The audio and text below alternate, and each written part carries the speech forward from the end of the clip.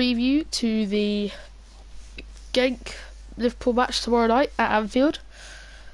And, well, just wanted to give you a preview, really. Like I gave a review for the F1 last night. Thought we'd do it tonight for the Liverpool Genk match tomorrow. So I have a few points I need to talk about. They are... we'll go straight into the first one.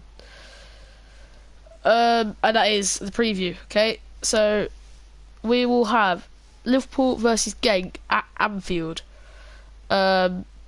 These on the screen are predicted teams from both sides. We expect to rest a few players due to the Man City game coming up on Sunday evening, which I will be doing a live watch along for. So yeah, I think we'll win it quite comfortably. My score prediction is going to be 4-0 in favour of the Reds. We won 4-1 at home, but away at them, their home. We're resting a few players this time, which is why I don't think it'll be more. We're meant to be playing Oxlade-Chamberlain at right wing. We'll see how that develops. We might just go to a formation with like one striker and a cam. I'm not sure. The stories will develop over the next day until the match. Of course, we still know Matip, he's still out. I think we'll rest Trent for Gomez. We'll rest our captain Hendo. And we'll see what happens with Salah and Oxlade, because we should rest Salah and Mane, really. Firmino can work all day, every day, whereas Salah looked tired against Villa. And Mane did so well against Villa, he needs a rest. We'll go on to talk about that game a bit later on. So let's go into some transfer news. And Adam Lallana is being looked at by a couple of different teams in a couple of different leagues. So after playing recently and scoring against Man United and playing 2 games since then, notably the Aston Villa game where he got taken off for Keita, he is being looked at by a few teams from the Chinese Super League, the CSL, and also the MLS, which is the American League. In case you don't know, we're going to offer him a new offer, but he is expected to move away. Talking about the Villa game, that leads me on quite nicely. Disappointing in the first half is all you can really say. We didn't play well at all. We looked quite vulnerable on the break. We didn't look like we were going to win it, especially after that first tragedy game when goal went in. But then in the second half, we made a few subs, and the Reds will never give up. That's what you need to learn about us, team, our team, us Liverpoolians. We will never give up. So that first goal, great float in from Mane, and it was pretty easy header for Robbo. Even though he came out afterwards and said, I can't believe I scored. My dad won't believe it, that's for sure. Because he's always been quite small and he's not really very good at heading, but there we go, he scored his first headed goal for Liverpool. And the second one, good corner from Trent. What a flick from Sadio Mane. I did not think there was even a chance in hell that we were going to score then. The tensions were high. The ball in was good, don't get me wrong, but it wasn't exactly where you'd want it. And Mane with a great dive, with a great header, flick on into the back corner of the left-hand side of the post.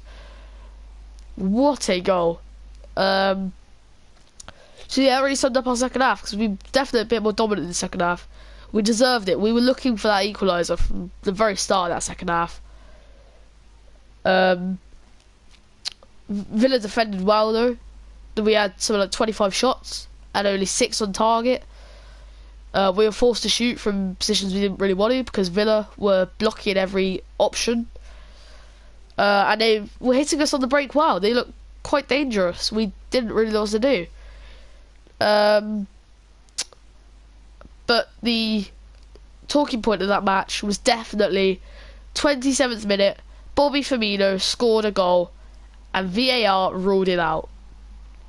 Which is something else I want to talk about. VAR, it needs to go. Straight and simple. Just like that. It needs to go. Okay? How can you judge someone for being offside because their armpit's offside? That's what it was. That was what stopped Liverpool from equalising in that first half. An armpit being offside.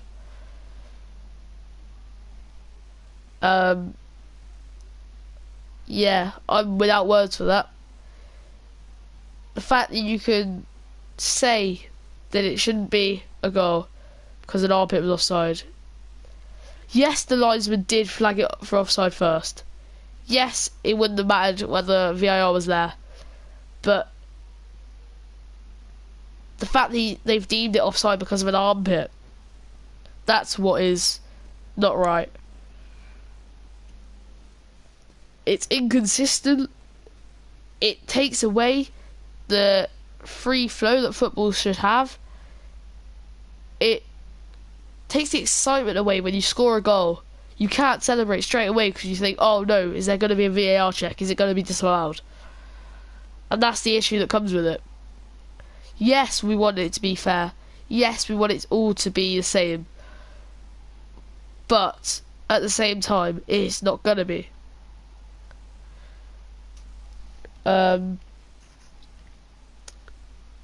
So yeah, really. And going back to tomorrow night's game, there is VAR involved, and there will probably be some struggle with it tomorrow as well. But I'll be doing a live roundup for that. Not a roundup, sorry, a live commentary, a watch along. If any of you want to tune in, I'll be commentating the game. I will not be showing it due to copyright reasons, as that nobody can.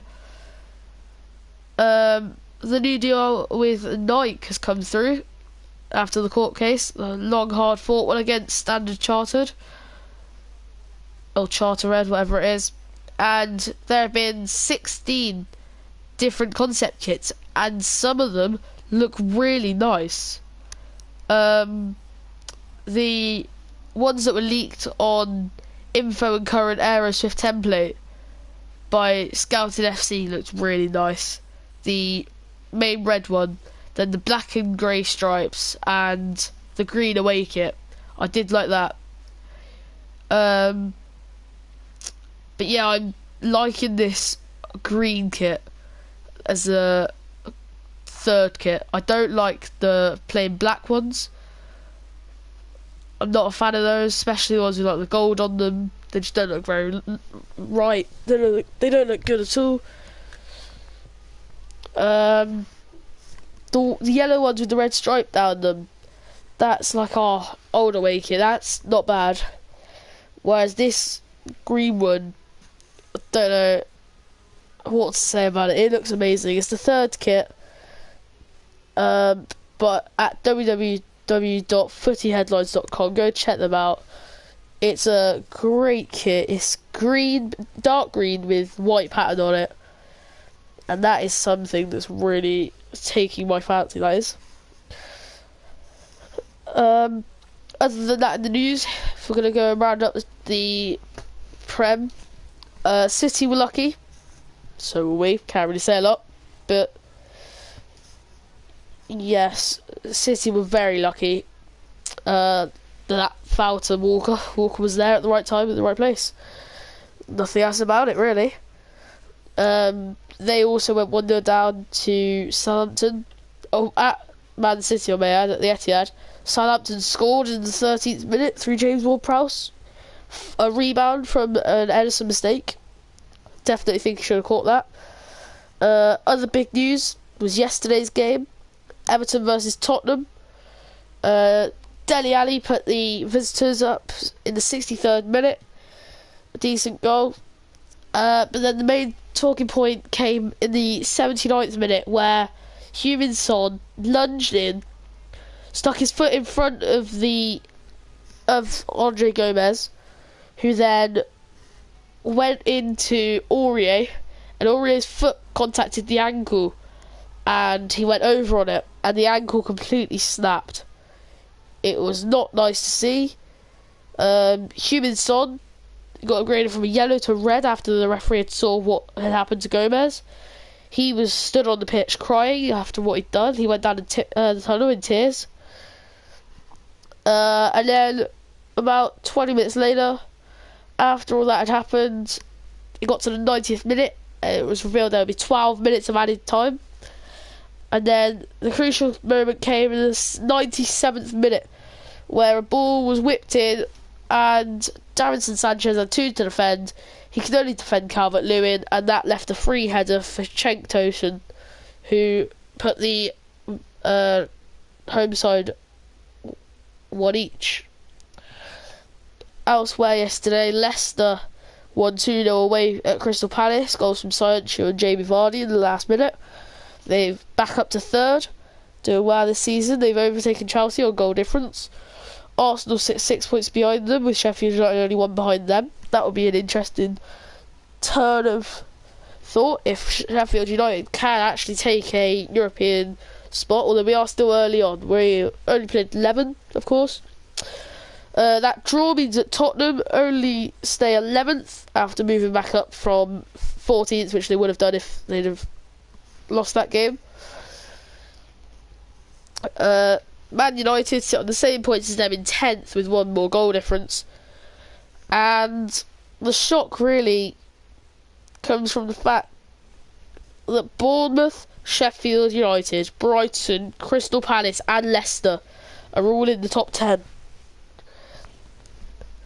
At the start of the season, I predicted that Wolves would be in the top 4. How wrong was I? Predicted Leicester would be 5th. They've upped me there. And Sheffield United, I thought they were not going to do very well, but the Blades have absolutely come home this season. They've played 11, they've won 4, drawn 4, and lost 3. Sorry, their goal difference is 4. Let's just put it this way: they're playing well, too well. I'm not liking it.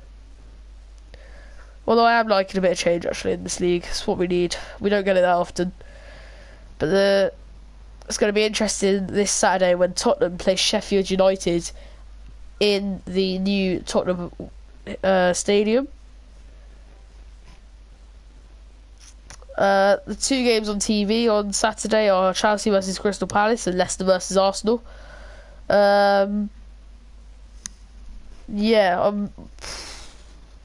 We'll see tomorrow night when I do the Genk versus Liverpool watch along. I will decide whether I'm going to do a watch along for Leicester Arsenal, because I'm definitely doing one on Sunday for Liverpool versus Man City. That's a given. Tonight on Sky Sports is Stoke versus West Brom. Not really too interested in that.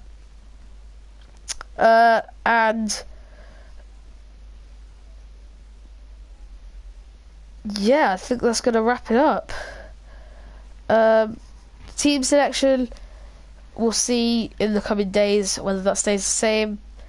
I would say I fully expect them to rest Firmino as well, but there's no one to bring on for him, because if I could load up why can't I load up the reserves? Why can't I load up the reserves? There we go. Because Shaqiri is out, he's injured. Nathaniel Clyne is also injured, and so is Joel Matip.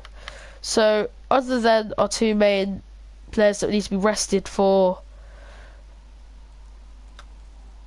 Man City, the only thing I can see them doing is bringing Brewster on for Roberto Firmino. That's the only thing I can see them doing. But if they don't do that, if they don't give him his first piece of first European football, then we'll stick with Roberto Firmino, which I fully suspect we will. Keita might start. They might rest the likes of Fabinho or Wijnaldum for the City game. But yeah, that's the team I'm going with. I think that's what I'll start off with. Same with the Genk team.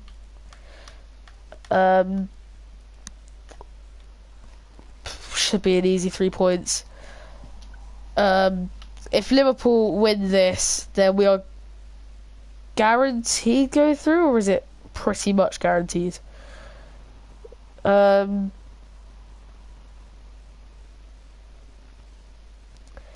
let's have a look at the table. So Liverpool are on 6 points, Genk are on 1, Salzburg, Napoli is also tomorrow. So if we win this, with 2 games left, we'll be on 9 points.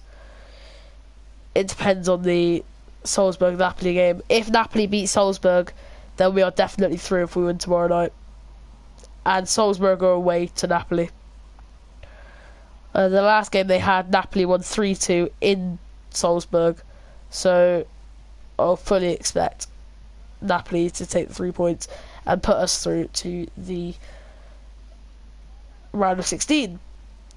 It'll be interesting to see tomorrow night how we come out and play, who we start. But yeah, our under 21s have got the final.